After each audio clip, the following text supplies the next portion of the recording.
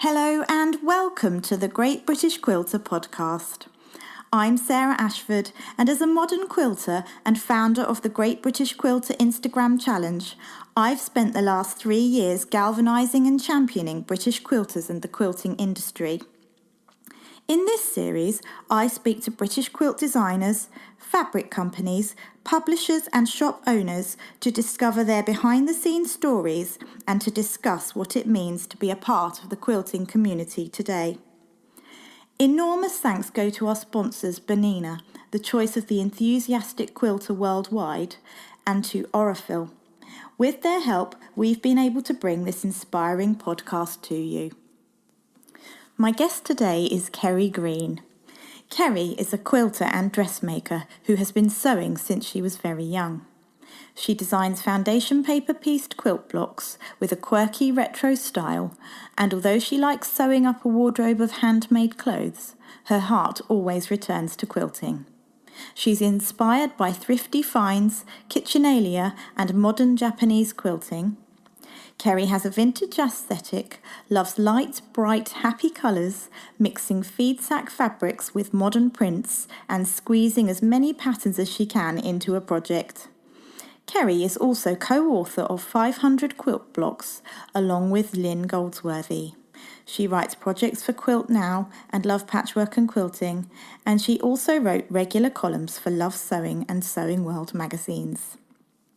I've had the pleasure of knowing Kerry for several years now, and we had great fun hosting the 2018 Great British Quilter Instagram Challenge together. I get to hang out with Kerry at our Modern Quilt Guild meetings, and I'm constantly inspired by her work and beautiful quilts. She has such a wealth of knowledge that she so generously shares. Kerry has a wicked sense of humour, such a warm personality, and it's always such a pleasure being in her company. Kerry travelled up to see me from her Devon home, where we met in my studio, which proved the perfect setting to talk all things quilting. Kerry talked about her creative childhood, her journey into quilting, and about her distinctive style. She also shared why she loves collaborating with others and how she's used social media over the years and weathered the technological changes. Kerry discusses what it means to her to be a part of the British quilting community, and finally, she shares a couple of tips which I know you will love. Morning, Kerry. Thank you so much for coming on the show. Thank you, Sarah. It feels a real honour to be in episode 2. Right, so you've been part of the online quilting and dressmaking community for many years now. How did your sewing journey begin, and what prompted you to take it online? So I was a really creative child. My mum went to art college, and so she was used to doing arty things. And so although we didn't have lots of sort of arty things in the house, it was always encouraged to be an arty child. And her sister was a sewer as well. And so when we went to her house, she used to bring out scrap bags for us to play with. This is like sort of before the age of 6, really, and just to entertain us. So I was used to that being our way of playing in a way. I also went to a very creative primary school, so I think at the time probably quite a radical primary school, although it was just primary school, so it didn't seem any different to me. But everybody was doing creative things, everybody sewed, there were great resources, and this is the 70s. But I remember there being just loads of threads to choose from.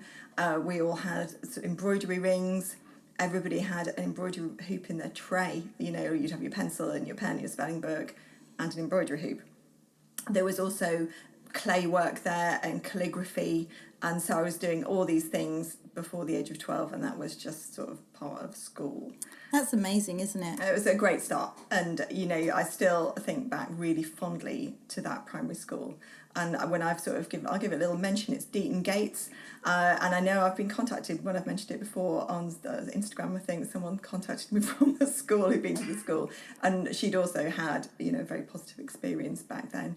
So I think it was really the making of my sort of creative side, because once I'd done it all through primary school, I wasn't just going to stop, so it carried on, arty drawing, painting, that sort of thing, but also into making my own clothes, sewing sort of bits of cushion covers and just odd bits and pieces. All through my teens, at university I made a cocktail dress for something, and then into my 20s when I qualified as a teacher and I looked to carry on the dressmaking.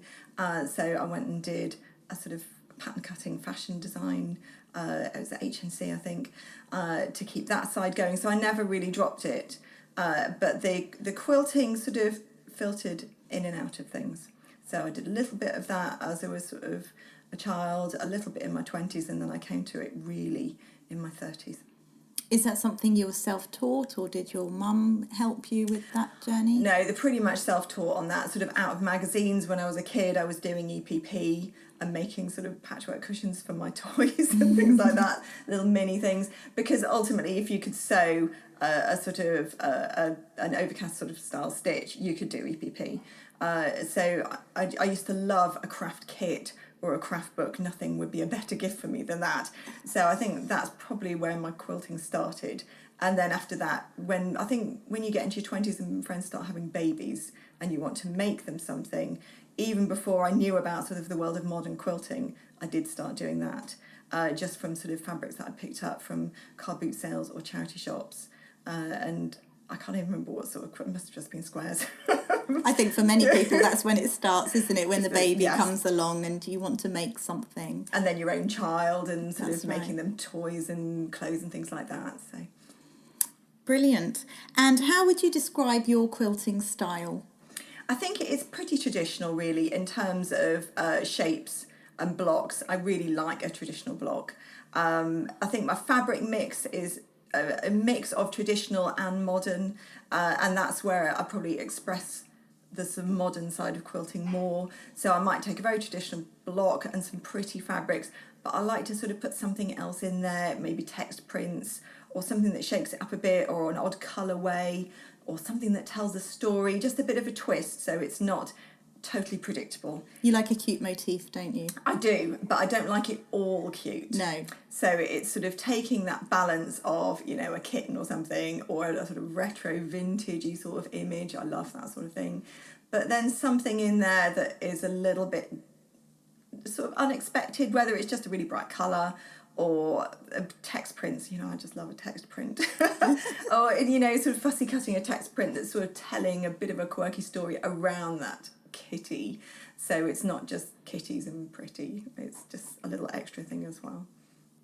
And it really works, doesn't it? I think your aesthetic's absolutely gorgeous. Oh, thank and very you. distinctive. You can definitely tell when it's something that you've made, and I love that.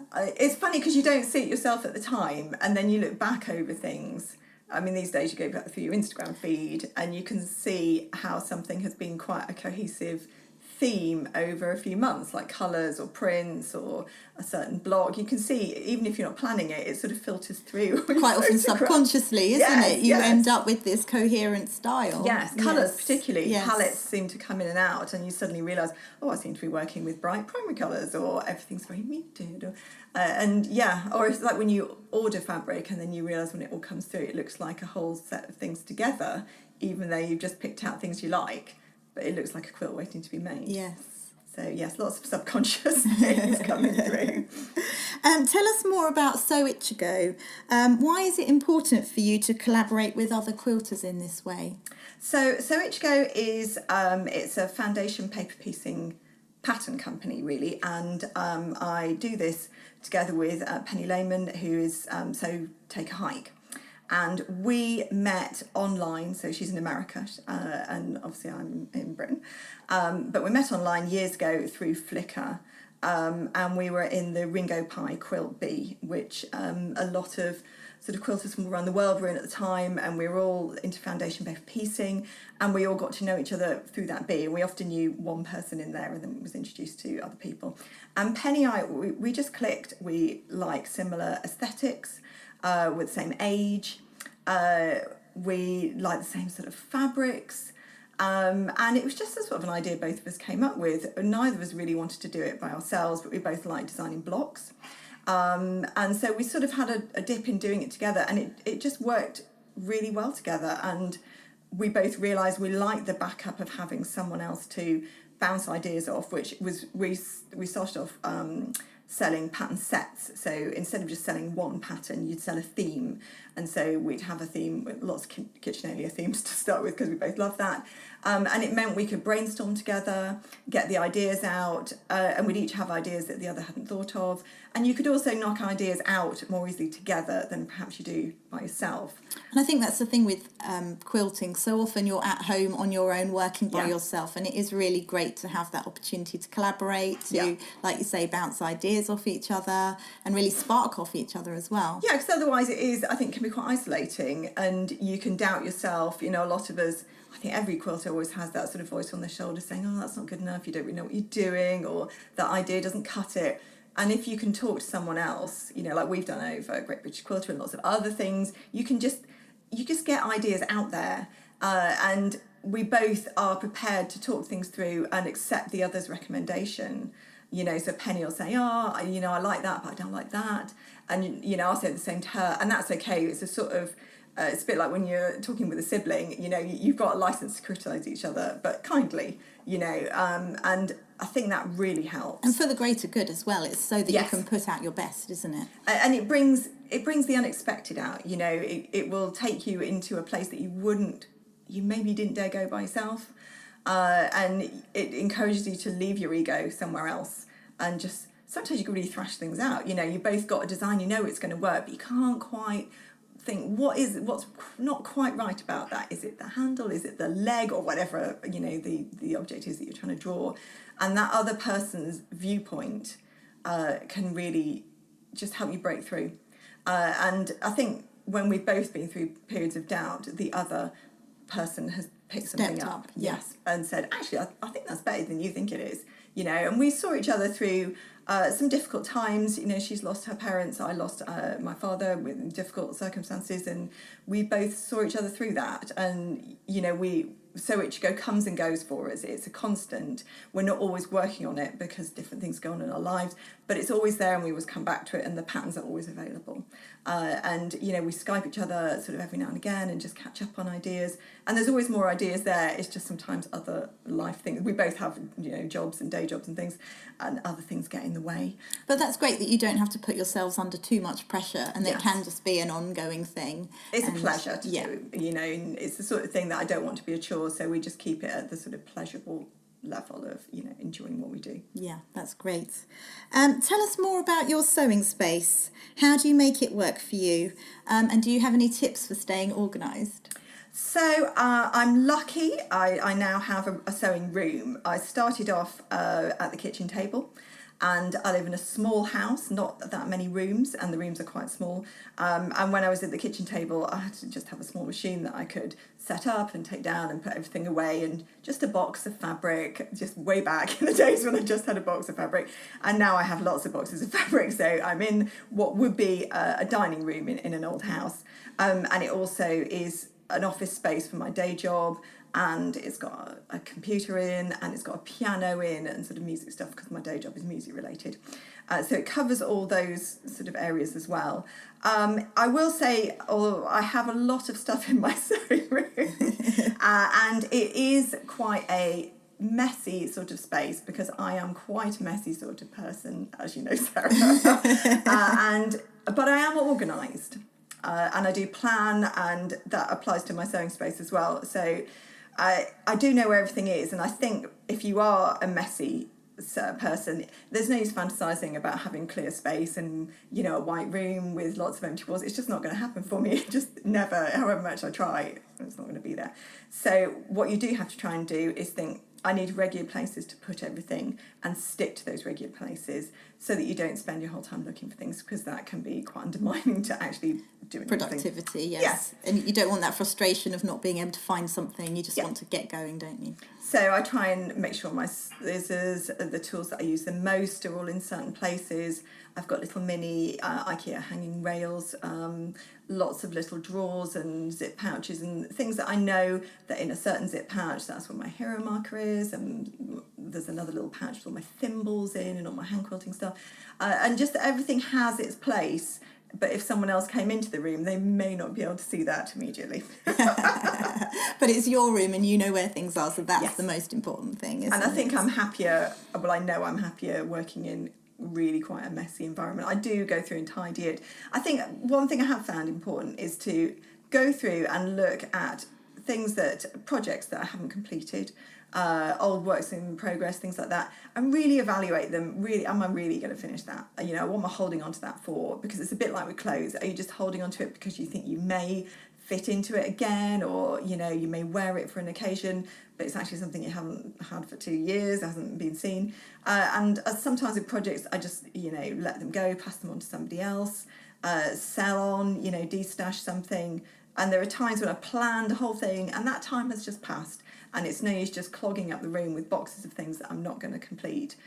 So I try and quite regularly go through and have a bit of a sort of mental clear out of what I am and I'm not going to do. I think that helps you think more clearly then for looking forward and working on new projects, doesn't it? Definitely. Yeah. Because directions change, don't they, all the They time? do, absolutely.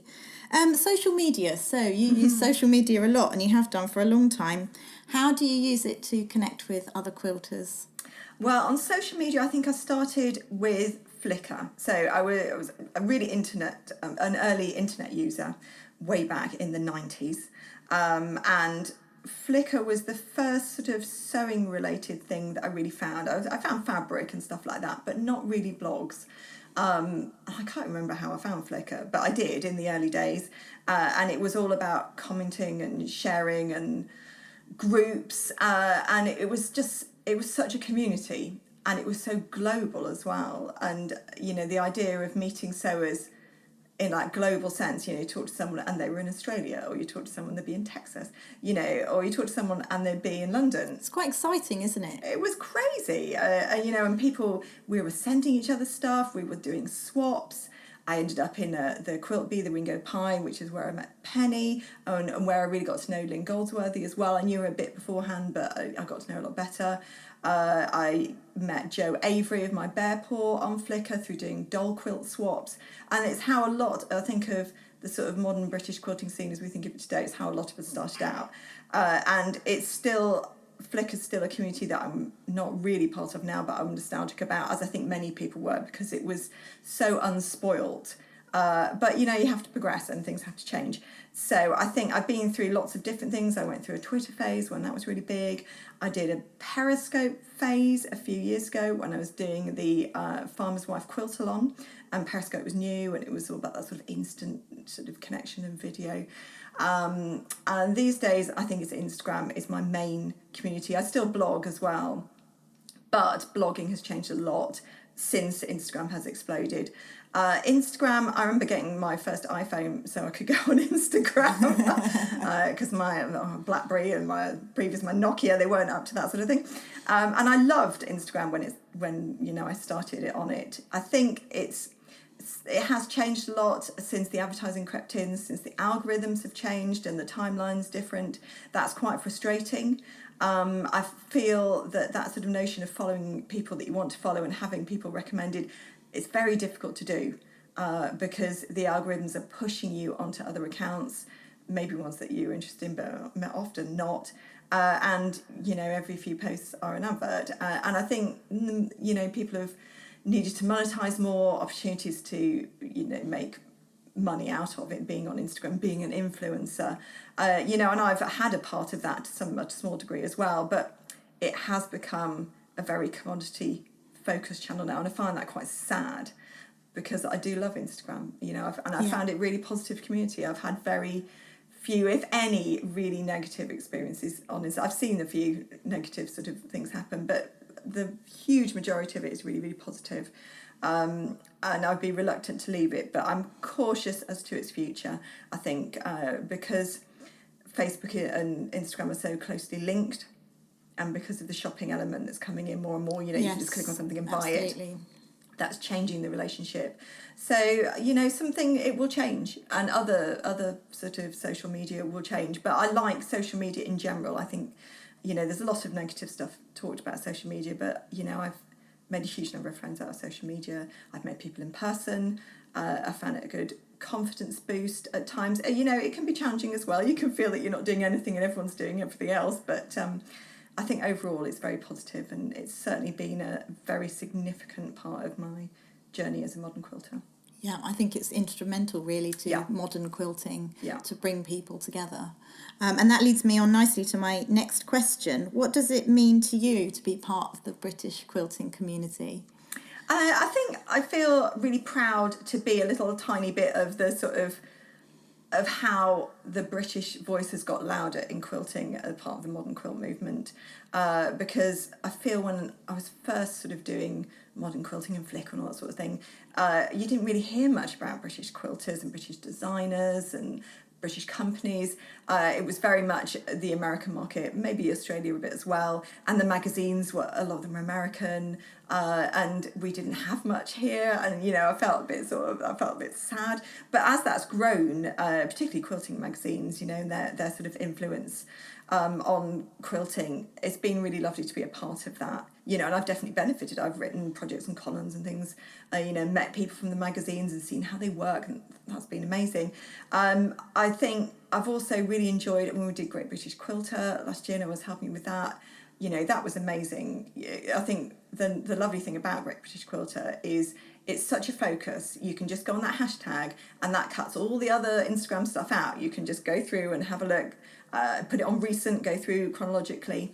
And I think it's strengthened our identity, hasn't it? Absolutely. And you meet people you don't know, or people who've been in quilting a long time but you've never heard of, and they're amazing, And sometimes you find they live down the road from you as well, which is lovely. So yeah, I really enjoy being part of the British community. And then at a local level, it's Southwest Modern Quilt Guild, which you founded. That's been amazing for me. People that I know there, but also people that I didn't know before, and I now count as great friends. And I really look forward to going each month. So sort of on all the different macro and micro levels, really, it's an important part of my sort of life, really, quilting and otherwise. Yeah, absolutely. Me too. Okay, finally, we'd like to offer top tips to our listeners, and it might be related to social media, it might be related to quilting. What advice have you got? What would you like to share? Okay, I've got a couple. In quilting, I tend to quilt quite small. I tend to piece small blocks. I was going through some old blocks and I was trying to find something that was a 12.5-inch block, and I couldn't find one. They were all really small. So for me, accuracy is really important. And so the tool that I recommend to most people, certainly if I'm teaching, people will know this, is a stiletto or a tailor's awl, a sharp one, which is basically a pointy metal stick with a curved handle. And it's a really useful way to get accurate points when you're sewing on the machine. It's like having an extra finger that can go much closer to the needle than your own finger can. It's much safer, and it's just incredibly useful. It's good for dressmaking as well, but for quilting, where you've got lots of little seams that need to nest together, it's just so helpful. And they're often like £2, the cheapest ones. You don't need an expensive one, you just need one which has a cover on it because they're very sharp. I think in the sort of social media world of quilting, this is quite sort of basic advice, but it's just to acknowledge people. Yeah. And so that might be, if someone's commented, give them the little heart like, and comment back, reach out to people, thank people. It's making those connections, isn't it? All the time. And even if it is just, you haven't got to have loads of time. And certainly when we're doing Great British Quilter, we couldn't write on everybody's post every day because there was hundreds and hundreds, but do like things for people. And just remember, people appreciate that, I think, don't they? They really do. There's always a person there. Yeah. And sometimes the tone of things to people can be a bit sort of impersonal. You often see the comment, where's the pattern, what's the pattern, but nothing else. Don't forget that there's somebody behind there, and acknowledge the person as well. Yeah, definitely. Oh, well, thank you so much, Kerry. It's been wonderful talking to you, and wish you all the best with your quilting journey. We look forward to carrying on following you on Instagram and seeing what you're up to. It's been a real pleasure. Thank you. Oh, thank you, Sarah. It's been really nice to chat to you, and I wish you all the best with your podcast, and I'm looking forward to hearing the episodes as they come. Thank you. Thank you once again to our generous sponsors, Bernina, the choice of the enthusiastic quilter worldwide, and also to Orifil. With their help, we've been able to bring this podcast to you, and we thoroughly hope you've enjoyed it. If you have, we would love it if you would rate, review and subscribe to the Great British Quilter podcast. Please do tell your friends and spread the quilty love. Thank you.